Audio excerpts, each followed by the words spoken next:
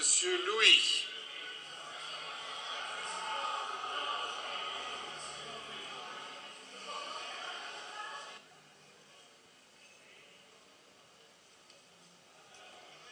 Merci, Monsieur le Président. Monsieur le Premier ministre, je suis content de voir que vous allez bien, content de savoir aussi que malgré votre fonction, vous conservez vos 8 heures de sommeil par jour.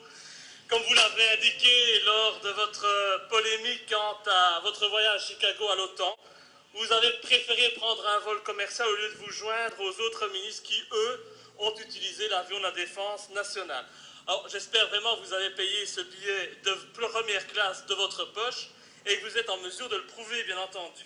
Mais enfin bon, passons, l'important n'est pas là. Ce qui compte vraiment, Monsieur le Premier ministre, ou devrais-je dire, Monsieur le ministre de la Défense nationale, c'est que pendant que vous utilisez à tour de bras les escortes policières, pendant que vous vous comportez comme un empereur ou un président bling-bling de la gauche caviar, eh bien pendant que vous vivez confortablement, vos contribuables, ceux pour qui vous prétendez vous battre, eh bien n'ont jamais connu des conditions de vie aussi difficiles.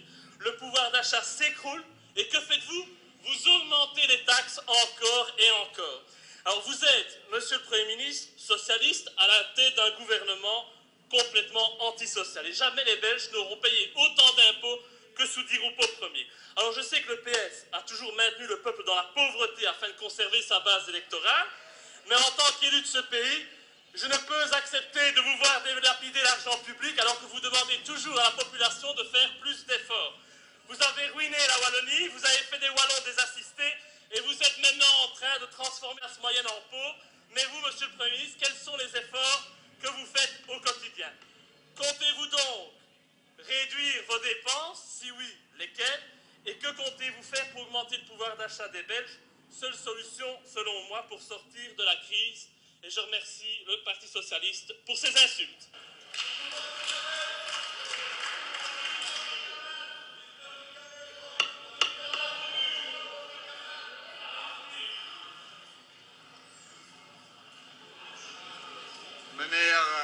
On a une démonstration de l'essentiel et de l'accessoire. Il n'y a aucune question sur le contenu de la conférence. Monsieur le Premier ministre. Monsieur le Président, il faut se réjouir de l'intérêt que l'opposition porte sur ces éléments essentiels de l'avenir de notre pays. Alors, tout d'abord, pour le premier intervenant, toutes les dépenses s'opèrent dans le cadre strict de l'exercice de ma fonction de Premier ministre. Dans certains cas réglementaires, l'avis préalable de l'inspection des finances est requis et dans tous les cas, toutes les dépenses font l'objet de contrôles réguliers, notamment par la Cour des comptes. Ben ik met het vliegtuig van de delegatie teruggekeerd. Voilà les faits. Merci beaucoup, Monsieur le Président, chers collègues.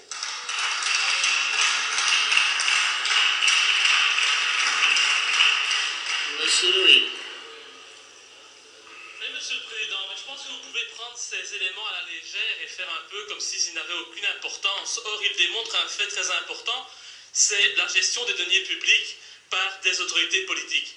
Et dans ce cadre-là, je pense que nous, parlementaires, c'est notre mission première que de surveiller les dépenses qui sont faites dans ce cadre-là. Et donc, je dénonce clairement la phrase que vous avez tenue, parce que je pense que c'est un mépris total pour le contrôle parlementaire. Déjà que M. Di Rupo fouille en permanence ses responsabilités, qu'il n'assume pas son bilan, que ce soit au niveau de la Wallonie, de Bruxelles, ou comme il est en train de détruire petit à petit notre pays. Et dites-vous bien que si un jour notre pays devait venir à être divisé, eh bien, le Parti socialiste en serait un des principaux responsables de par la gestion qu'il fait des deniers publics. Et donc la question posée ici avait tout son intérêt, et je pense qu'il ne faut pas le balayer d'un revers de la main comme vous le faites. Je vous remercie.